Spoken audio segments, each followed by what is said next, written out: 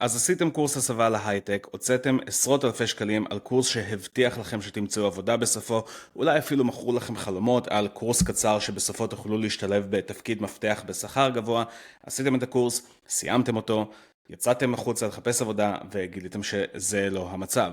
הסיטואציה הזאת זו סיטואציה שאני נתקל בה המון זמן מאז שהתחלתי לעסוק בכל העולם הזה של ייעוץ תעסוקתי וייעוץ קריירה, שכל מיני בוגרי קורסים, לרוב דרך אגב מקורסים שהם טכנולוגיים כמו פול סטאק, דאטה אנליסט, הרבה מאוד קורסי UX UI, הלכו לאחד ממוסדות הלימוד האלה שמבטיחים דברים מאוד יפים בפרסומות שלהם, בשיטת שיווק שהיא מאוד מעוררת את הרגש, בעיניי קצת סליזית, קצת, אני לא אגיד רמאות, כי זה לא באמת רמאות, זה פשוט שיטת שיווק שאני חושב שהיא טיפה מלוכלכת, והם אומרים, תבוא תעשה קורס בפרק זמן קצר, ומשם תצא לשוק העבודה לתפקיד מבוקש, בהייטק לא צריך היום תואר, ותראה את מרק צוקרברג ואת ביל גייטס, אין להם תואר, ותראה לאן הם הגיעו. אז קודם כל הטענות האלה של מרק צוקרברג וביל גייטס, חברים, מרק צוקרברג למד בהרווארד, אוקיי? והוא פרש מהרווארד אחרי שהעסק שהוא הקים שם בהרווארד פשוט התפוצץ, והוא היה צריך להחליט בין אם להמשיך בהרווארד או להתמקד בעסק שלו. אז זה לא שמרק צוקרברג לא רוצה לעשות תואר, אבל גם כמה מרק צוקרברגים וביל גייטסים יש לנו בעולם, אוקיי? אני לגמרי בן אדם שמרים לאנשים, אבל הסיכוי שלנו להיות מרק צוקרברג הבא הוא 1 למיליארדים, ולא כולם יהיו מרק צוקרברג. לא משנה אם אני יזם או שכיר או מתכנת בהייטק או לא משנה מה, הסיכוי שלי להיות מרק צוקרברג הבא הוא מאוד מאוד מאוד נמוך. אז כל הפרסומים האלה שאומרים, הנה אנשים בלי תואר שהצליחו, אחלה, בואו תסתכלו על אחוז האנשים בלי תואר שלא הצליחו, ותסתכלו על האנשים עם תואר שכן השתלבו בשוק העבודה ומצאו משרה טובה, לעומת האנשים בלי תואר. קודם כל, האם צריך תואר כדי לעבוד בהייטק? אז התשובה היא לא, אוקיי? אני כבר אומר את זה. התשובה היא לא, היום בלי תואר ובלי הסמכה אפשר לעבוד בכמעט כל תפקיד בשוק. יש מקצועות מסוימים שמצריכים הסמכה מסוימת ואישור ורישיון, כמו רואה חשבון, עורך דין, רופא מן הסתם, מהנדסים מסוימים. לא הייתי לוקח מהנדס בניין שעשה קורס של 4 חודשים לצורך העניין בשביל לבנות את הבניין, אפילו לא אדריכלים וקונסטרוקטורים וכל מיני דברים שבאמת מצריכים איזושהי הסמכה. בהייטק, לרוב התפקידים לא צריך איזושהי הסמכה מיוחדת. כלומר, אני עבדתי בתפקיד של דאטה אנליסט עם תואר ראשון ושני בחינוך. יש לי תואר בספרות, אוקיי?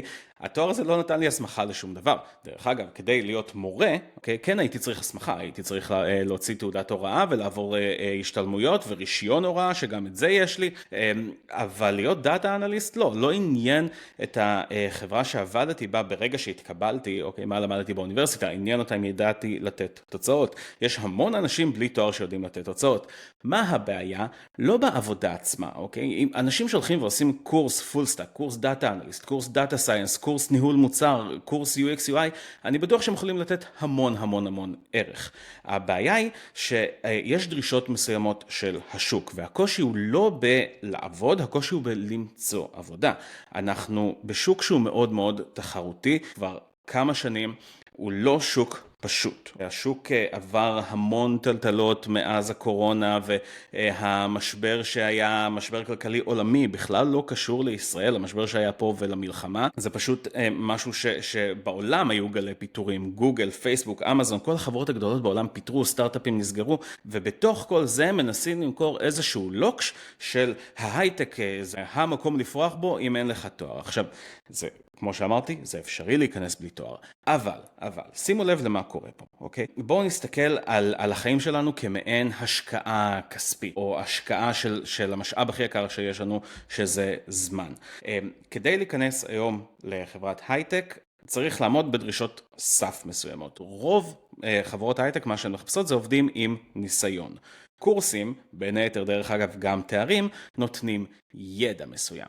הידע הוא לא מספיק למציאת עבודה. אז למה לבוגרי תארים יש יתרון? בואו נשים את זה רגע על השולחן. לבוגרי תארים יש יתרון מסוים כי הם עברו איזשהו סינון כבר. אוקיי? אם אני עכשיו הולך ועושה תואר, עברתי סינון לעומת מישהו שעשה קורס שהסינון היחיד, שבעצם החסם היחיד שיש לו, זה כמה תשלומים אתה רוצה את הקורס הזה. אבל אם עכשיו עשיתי תואר במדעי המחשב, בטכניון, אוקיי, או באוניברסיטה העברית, או באוניברסיטת תל אביב, או בר אילן, באוניברסיטאות המובילות בישראל, אז עברתי כבר רשת של סינונים, גם בגרויות ופסיכומטרי, ועברתי קורסים של שנה א' ושנה ב', בדרך כלל רק משנה ג' אפשר להתחיל לחפש משרות סטודנט, אבל כבר הצלחתי לעבור כל מיני סינונים וכל מיני מהמורות בדרך, וזה מראה לחברות, הנה יש פה מישהו שכבר מראה לי פוטנציאל.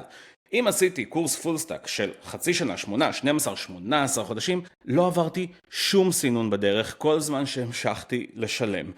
קיבלתי את החומר ואת הידע. אכן, זה כחסם ראשוני, זה כבר נותן עדיפות לבוגרי קורסים. עכשיו נעבור למה קורה אם כבר עשיתי את הקורס הזה, אוקיי? כי יש אנשים אני לא מנסה לשכנע פה אנשים לעשות תואר או לעשות קורס או לעשות לימוד עצמי. דרך אגב, אני נכנסתי בלימוד עצמי. אני רוצה להגיד פה מה אפשר לעשות אם כבר עשיתם את הקורס, כבר הוצאתם את העשרות אלפי שקלים האלה, ואתם עכשיו נמצאים עם תעודה שלא שווה שום דבר בשוק, כי תעודות הסיום של אותם קורסים לא שווים כלום, באמת, זה שווה כמו קורס ביודמי או אפילו יוטיוב, אין להם שום ערך בשוק, לא משנה מה אומרים, ולא משנה גם מה שם המוסד שחתום על אותה תעודה. התעודות האלה באמת אין שום תפיסה ושום אחיזה בקרקע, אבל כבר עשיתם את זה, אוקיי? מה שנקרא, הוצאתם את משחת השיניים מהשפופרת. ברגע שהוצאנו, אי אפשר להחזיר אותה. אז מה עושים? האם הכל אבוד? החדשות הטובות, יש חדשות טובות ויש חדשות רעות. החדשות הטובות הן שלא, זה לא אבוד, עדיין אפשר לעשות משהו. החדשות הרעות הן שאתם, כל מה שחסכתם, כל הקושי שחסכתם על זה שלא עשיתם תואר, אוקיי? או בטח אם לא עשיתם תואר באוניברסיטה נחשבת, כי גם בין האוניברסיטאות יש את הדירוג שלהן, הטכניון למשל, שווה יותר ממכללות מסוימות, שגם להן יש את המקום ואת ההצדקה שלהן, וכבודן במקומן מונח, ובוגרים שלהן מוצאים עבודה, אבל חברות מסוימות יעדיפו לקחת בוגר מדעי המחשב מהטכניון, מאשר ממכללה שאני לא רוצה, שוב, לציין פה שמות לרעה, רק לטובה, אז אם אני מציין פה שם של איזשהו מוסד, זה רק אם אני רוצה להגיד משהו שהוא טוב על המקום הזה. אז אם עשיתם את זה כבר, אוקיי, ועשיתם את הקורס, וסיימתם אותו, מה עושים עכשיו? אז כל מה שדחיתם, כל הקושי שדחיתם בזה שלא עשיתם תואר, מגיע עכשיו בריבית דריבית. כלומר, אתם תצטרכו לעבוד קשה, כי גם בוגרי תארים צריכים לעבוד קשה כדי למצוא עבודה, אתם תצטרכו לעבוד הרבה יותר קשה מהם. אתם תצטרכו לפתח עמידות ורזיליאנס הרבה יותר חזקים מהם, ואתם תצטרכו לעשות נטוורקינג הרבה יותר חזק מהם. למה? כי אם אני עכשיו עשיתי תואר באוניברסיטה מובילה, ומספיק שאחד, שניים מהאנשים שלמדו איתי, מהחברים שלי שלמדו איתי בתואר, התקבלו למשהו, יש לי כבר נטוורק חזק בחברה מסוימת. למה זה? כי אם עשיתי תואר איפשהו באוניברסיטה, לא משנה אוניברסיטה או מכללה וכולי, והתחברתי שם עם אנשים, ואותם אנשים, מישהו מהם מצא משרה במקום אחד, ומישהו אחר מצא משרה במקום אחר. כבר יש לי נטוורק לשתי חברות שונות שאני יכול לשלוח את קורות החיים שלי דרכם. אבל העניין עם קורסים שאנשים שם בקושי מוצאים עבודה, אז אין לי כל כך דרך מי להעביר קורות חיים, אז אני צריך לעשות נטוורקינג הרבה הרבה יותר חזק. אני צריך ללכת ולהצדיק בפני מגייסים את הסיבה שאני לא עשיתי תואר, שאני חיפשתי קיצור דרך, שאני חיפשתי לעבוד פחות קשה, כי זה בסופו של דבר מה שהקורסים האלה מוכרים לנו, תעבוד פחות קשה, תגיע לאותה תוצאה, ואנחנו מגלים שזה לא המצב, זו לא האמת. אז אני צריך עכשיו ללכת, להצדיק בפני מגייסים, למה זה שאני עבדתי פחות קשה עדיין הופך אותי למועמד טוב. איך אני עושה את זה? על ידי זה שאני יושב על הישבן שלי וקורע אותו מכל הכיוונים. הדרך הכי טובה לעשות את זה ולהציג את זה זה תיק עבודות, אוקיי? אם עשיתם קורס של UX UI, של פול סטאק, אפילו של דאטה אנליסט, אתם חייבים תיק עבודות חזק. עכשיו לא סתם תיק עבודות של, נגיד אנחנו עשינו קורס פיתוח תוכנה. העולם לא צריך עוד משחק שחמט בפייתון או איקסיגול.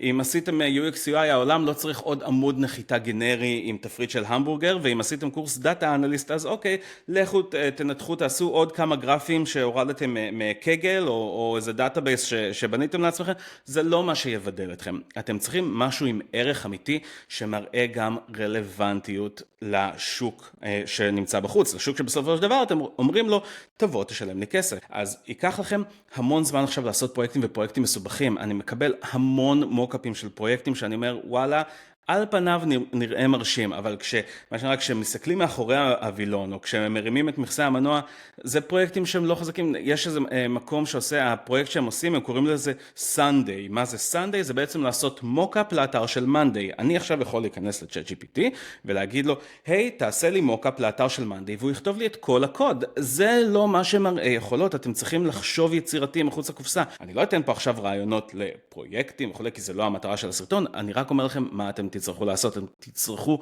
פרויקטים חזקים, אתם תצטרכו פרויקטים שהם בוננזה, אין מילה אחרת. אתם חסכתם לעצמכם משהו, אתם תצטרכו להשקיע את מה שחסכתם הרבה יותר קשה בהמשך הדרך. הדבר הבא שאתם חייבים לעשות זה נטוורקינג. אתם חייבים נטוורקינג חזק, אתם חייבים להגיע לאנשים הנכונים, לדעת לתת להם ערך, לדעת להציג את עצמכם בדרך הנכונה. תלכו לכל מיטאפ אפשרי, תדברו עם כל מי שאתם יכולים ויודעים, תספרו לו על מסע חיפוש העבודה שלכם. יש המון דרכים לעשות נטוורקינג. שוב, זה לא המטרה של הסרטון, אני רק רוצה להבהיר מה אתם צריכים.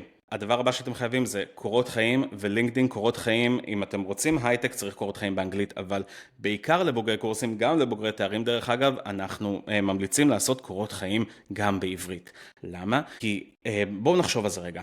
מה החסם המרכזי היום בכניסה לעבודה בהייטק? מה כל חברות ההייטק רוצות? בואו נשמע אתכם. סתם לא, אני לא דורה. הן רוצות ניסיון. הבעיה היא שאין לכם ניסיון, ולהרבה אנשים אין ניסיון. אז מה עושים? איך אנחנו שוברים בעצם את הלופ הזה? על ידי זה שאנחנו מוצאים ומשיגים ניסיון. לכאורה נשמע פשוט, אבל זה לא באמת פשוט, כי אין משרות עם ניסיון, ואז אנחנו נכנסים פה למעגל הזה, מה שנקרא פרדוקס, הג'וניור. אני צריך עבודה, אבל עבודה צריכה מישהו עם ניסיון, אבל אין לי ניסיון כי אני לא מוצא עבודה, כי אין אף משרה שפתוחה ושמחפשת אנשים בלי ניסיון.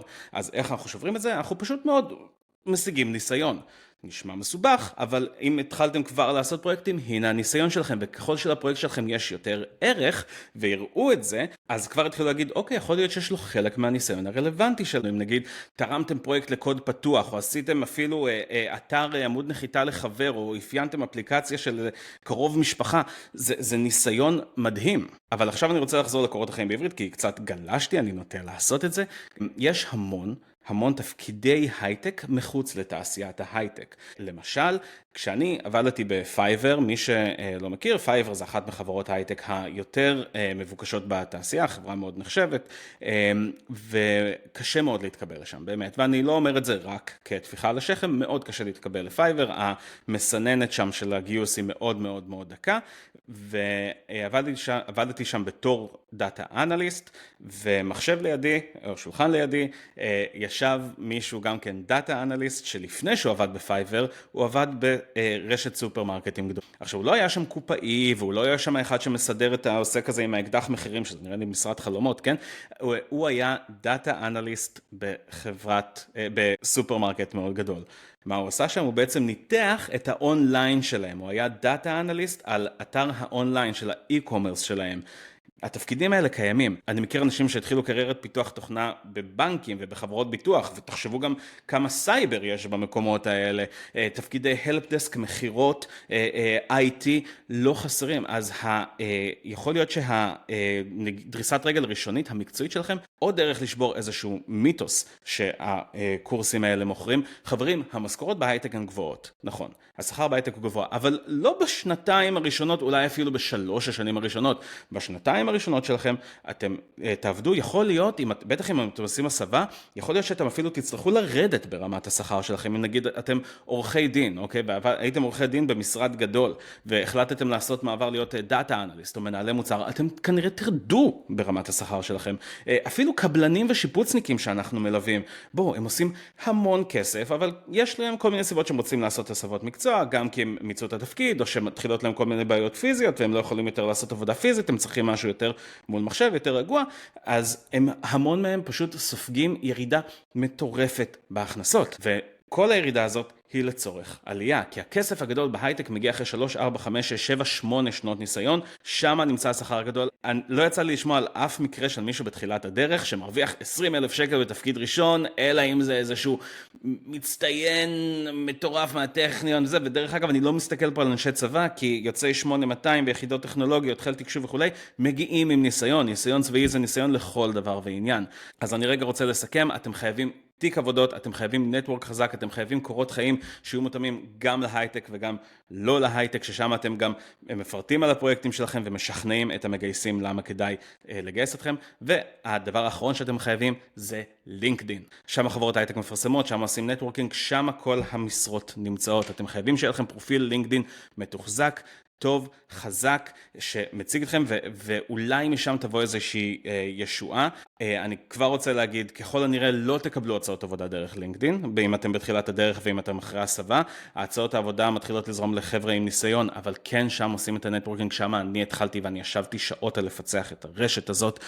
זאת רשת שהיא קריטית לחיפוש עבודה, ואם אתם לא נמצאים שם, ויש המון אנשים שבאים אלינו ואומרים, לא, אבל לא בא לי לפתוח לינקדין, אני לא אוהב רשתות חברתיות, אין בעיה. אתם פשוט מוסיפים עוד אבן על המשקל שאתם גם ככה נושאים אותו. תבינו שכל קושי שאתם נמנעים ממנו יגיע אליכם מאוחר יותר, הרבה יותר קשה והרבה יותר גדול. אז אני מאוד מקווה שהצלחתי לתת לכם קצת תקווה בכל העניין הזה. אם אתם מעוניינים להתייעד, אתם מוזמנים להשאיר פרטים ולהיות איתנו בקשר. תאזינו לפודקאסט שלנו, מדברים קריירה, תעקבו אחריי פה בעמוד, באינסטגרם, בטיק טוק, בפייסבוק, תבואו לפייסבוק, לקבוצה שלנו מדברים קריירה, שם אפשר להתייעץ איתנו ולשאול אותנו שאלות באופן אנונימי ואנחנו עונים. אז יאללה חברים, תחייכו, תנו בראש, תאמינו לי, עם עבודה קשה, הכל יכול לקרות.